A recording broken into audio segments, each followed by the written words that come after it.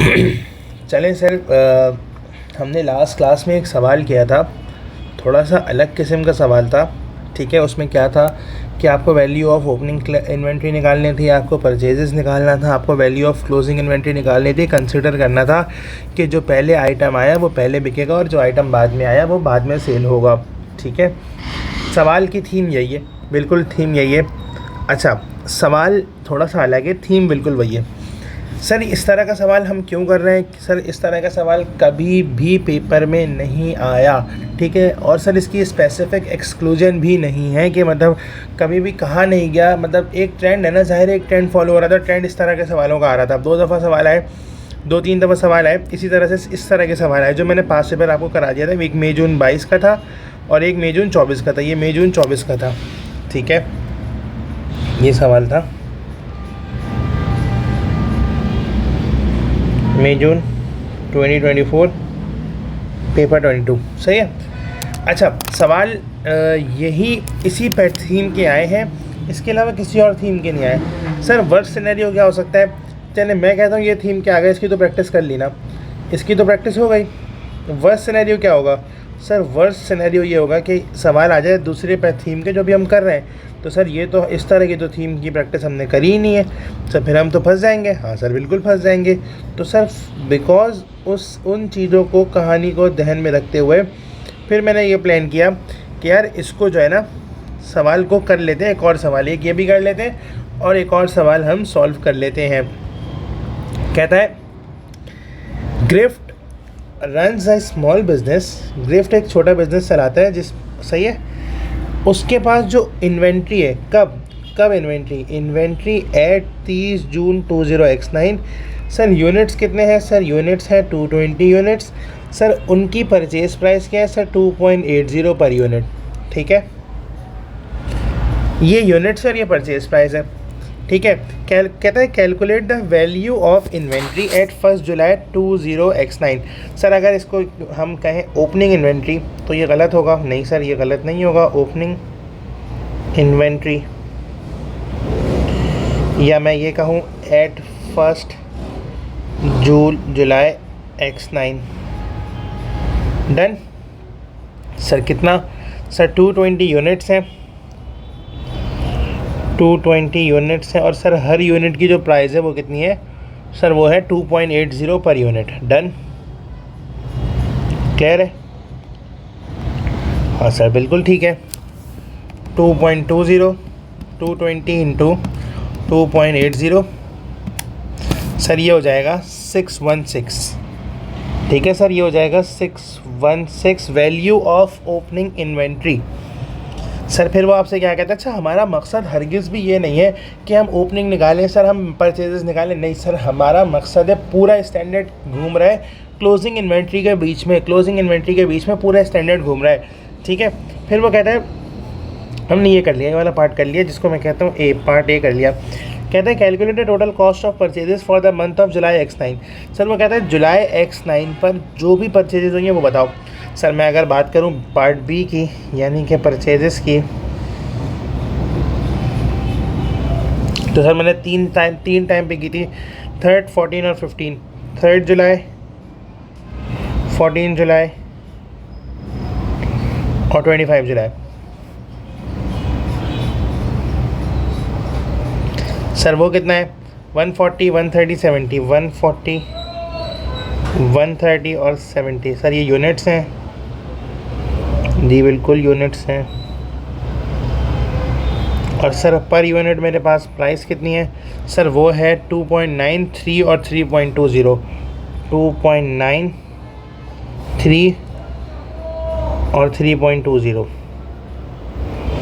Sir अगर आप total values निकालना शुरू करें, 140 इंटू 2.9, सर ये आ जाएगा 406। Sir 130 into 3, 390। और सर मेरे पास 70 इंटू 3.2, 224। सर अगर आप परचेजेस निकालें, total purchases during the month, मेरे पास आ जाएगी purchases during the month. Sir 406 प्लस 390 प्लस 224 that is equals to 1020। Done sir. ये मेरे पास हो गई परचेजेस तक की कहानी। सर अब ना थोड़ी सी अलग चीज़ें कहता है, gift sales his inventory in the order in which he purchases them. Sir ये चीज़ समझने की बहुत है कि सर इसका मतलब क्या हुआ। सर वो कहता है सेल करी है आपने इन्वेंट्री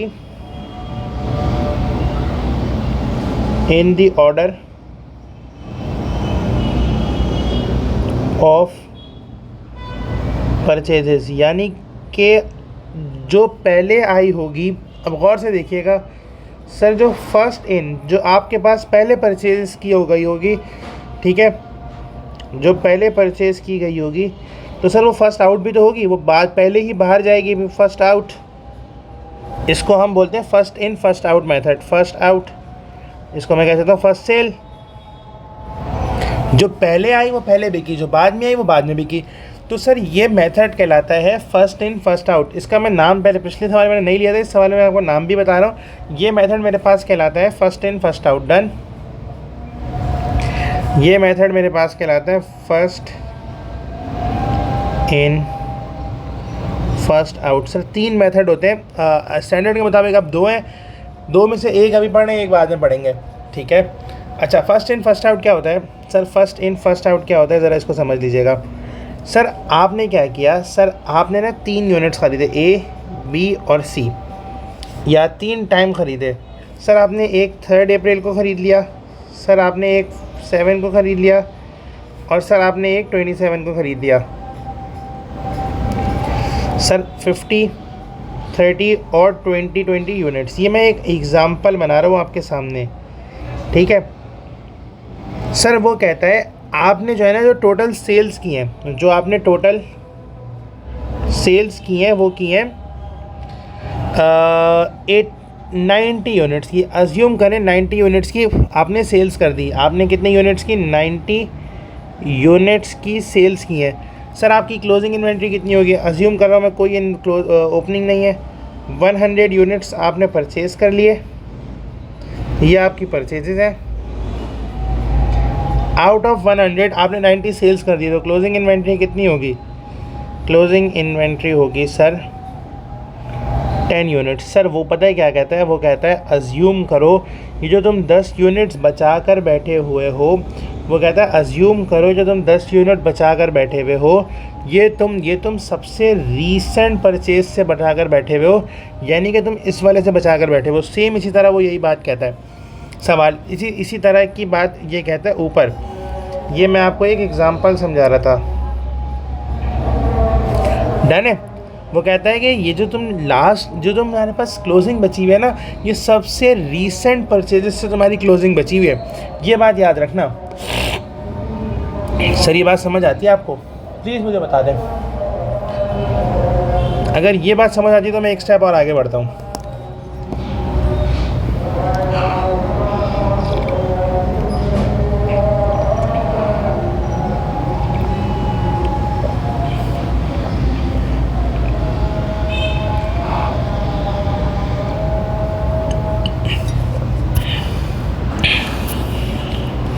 तो सर ये बात समझ आई, मुझे बताएं, ठीक है। हाँ यार, बहुत सारे मेथड होते हैं, आप देख सकते हो, सही है।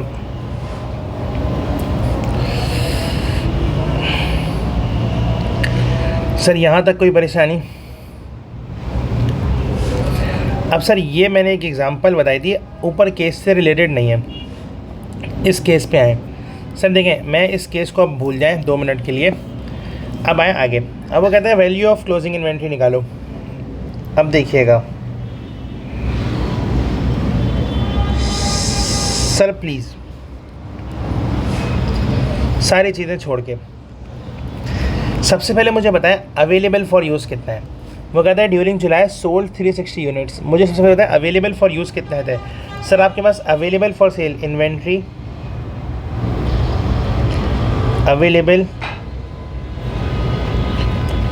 For sale. सर ये कैसे निकलती है, मैंने आपको पहले भी बताया था।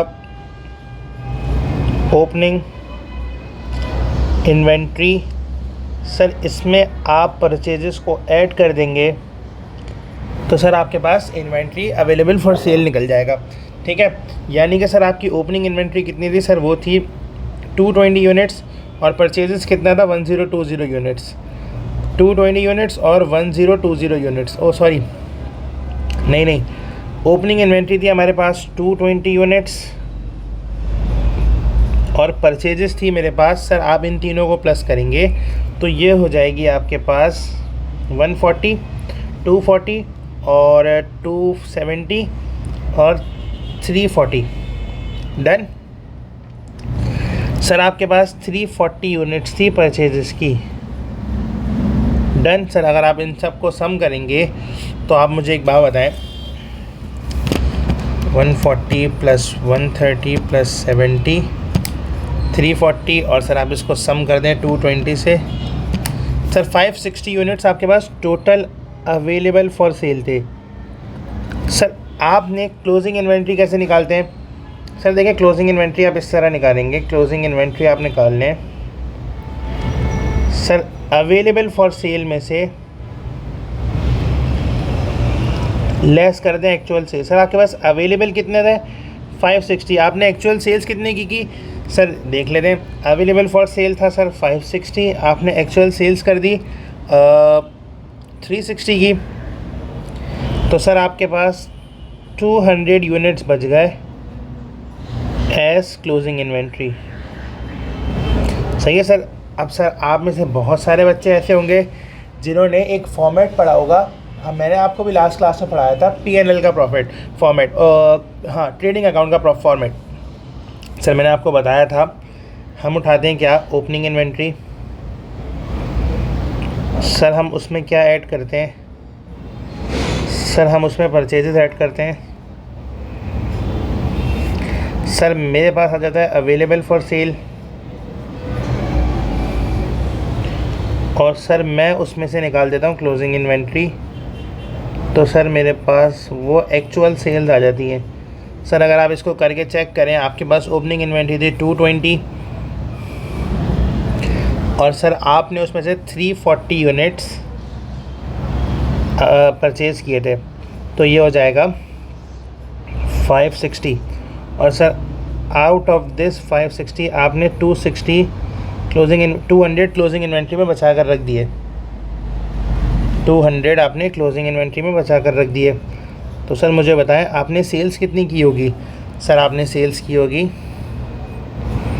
360 यूनिट्स की और यही आप फॉर्मूले को यूज़ कर सकते हैं। सर सेल्स निकालते कैसे हैं, सर सेल्स इसी तरह तो निकालते हैं, opening add purchases less closing, sir आपके पास जो अमाउंट सोल्ड आती है वो आ जाती है। ऐसा sales is equals to opening inventory plus purchases less closing inventory. Sir ये फॉर्मूला भी आप याद रख सकते हैं। सर आपको सेल्स दी हुई थी सवाल में, ऊपर वाले सवाल में उसने कहा था आपने 360 की सेल्स की है, ओपनिंग आपके पास था 220,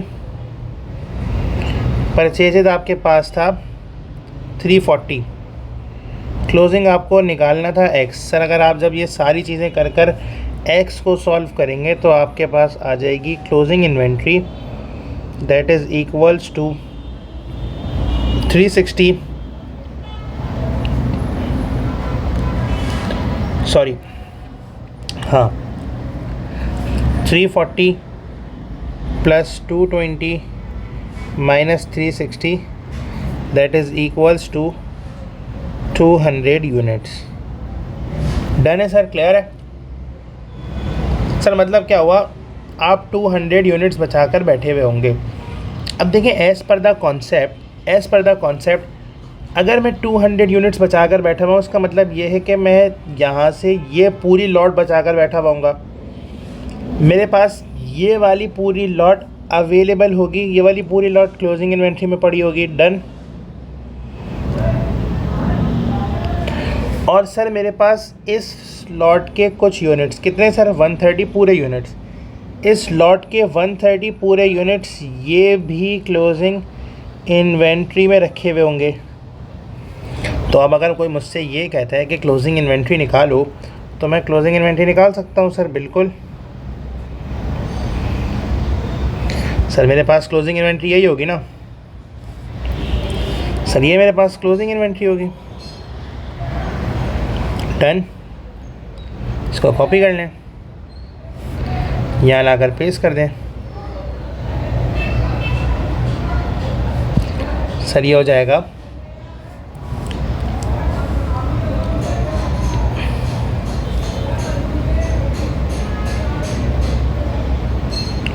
200 यूनिट्स, और सर इसका अमाउंट बनेगा हमारे पास 4, 1, 3, 2, 5 और 614 हमारे पास इसका अमाउंट बन जाएगा। डन है सर। ये मेरे पास आ जाएगी closing inventory, value of closing inventory as per कौन सा मेथड जो भी हमने सीखा, जिसका नाम है फीफो। ठीक है सर, डन है। कोई परेशानी, मसला? आसान बात थी? हाँ सर बिल्कुल आसान था, कोई मुश्किल थी नहीं। सर मुझे एक बात बताएं, ये मेरे पास आ गई value of closing inventory as per FIFO, first in first out method. ठीक है सर। अच्छा फिर क्या हुआ सर, अब वो कहता है calculate the value of inventory at 31 July X9। Sir वो कहता है NRV उस पर 3.10 है एट दैट डेट, हर यूनिट की NRV है 3.10। सर अब गौर से देखिएगा प्लीज़। सर मेरे पास जो इन्वेंट्री है ना, उसमें 2 आइटम्स हैं। सर मेरे पास एक आइटम है 14 जुलाई का, अलग अलग टाइम पे है ना सर। अगर आप में से कोई ये बच्चा बोले, बच्चे ये भी तो बोल सकते हैं ना कि सर टोटल 614 है, इसको मैं करके भी बता देता हूँ 14। देखें एक चीज़ में आपके पास क्या है 3.1। देखें अगर मैं NRV 3.1 के हिसाब से देखूं तो सर यहाँ पर इस पॉइंट पर तो मेरी कॉस्ट लोअर है, तो यही होगा। लेकिन सर इधर मेरी कॉस्ट ज़्यादा है, NRV कम है, तो सर इसको मुझे NRV पर लेकर आना होगा, है ना, इसको मुझे NRV पर लेकर आना होगा। तो सर एक मेरे पास 1 जुलाई वाली आ गई, एक मेरे पास आ गई 25 जुलाई। ओहो,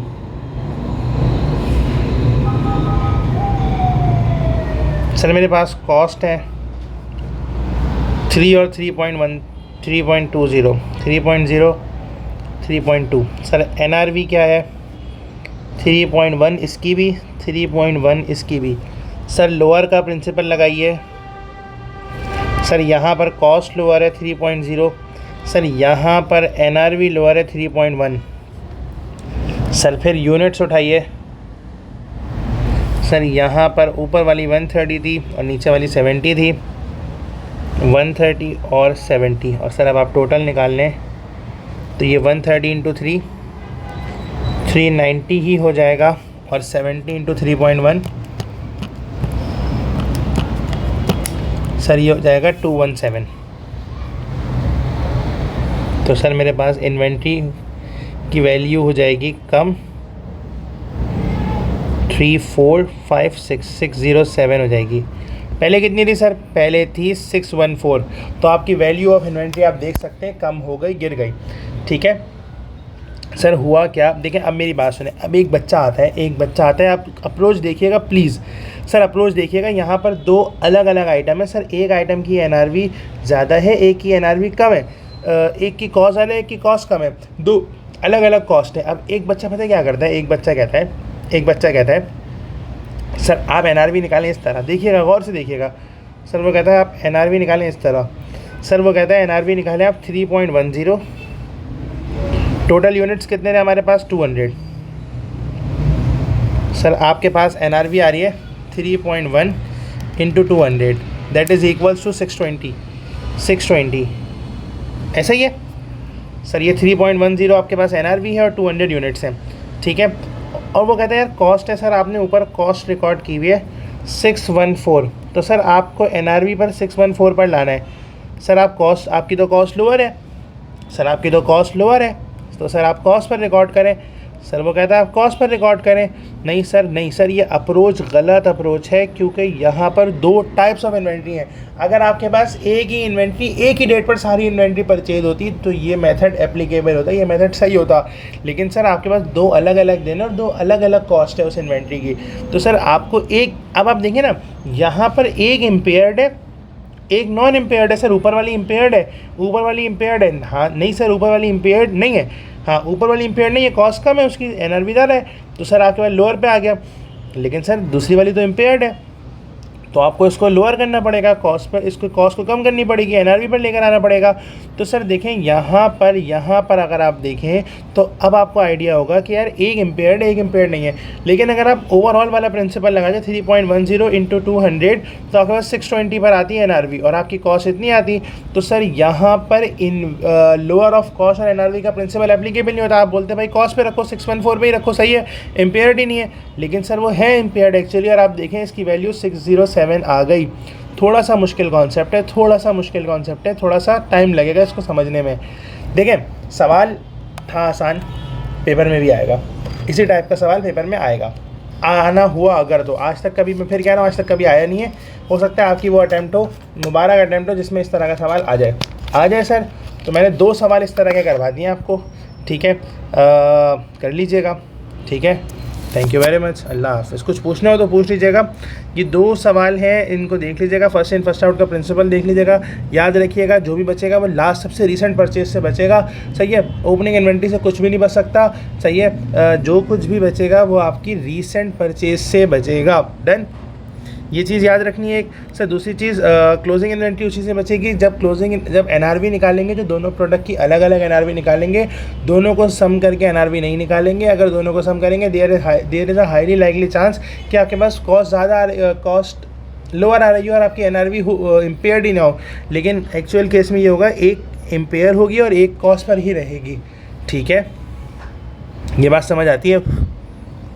डन है, चलिए सर, ठीक है, कोई थैंक यू वेरी मच, अल्लाह हाफ़िज़।